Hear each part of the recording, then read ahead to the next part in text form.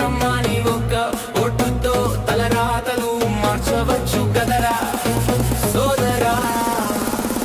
నీది నాది మన అందరిది ఒక్కొక్క ఓటే ఒక్కొక్క ఓటే. విజయ శంకరావానికి పునాది మిత్రమా 18 ఏళ్ల నుండి పండు ముసలి వరకు ఓటుతో గెలుపోటములను శాసించే శక్తి కలదు.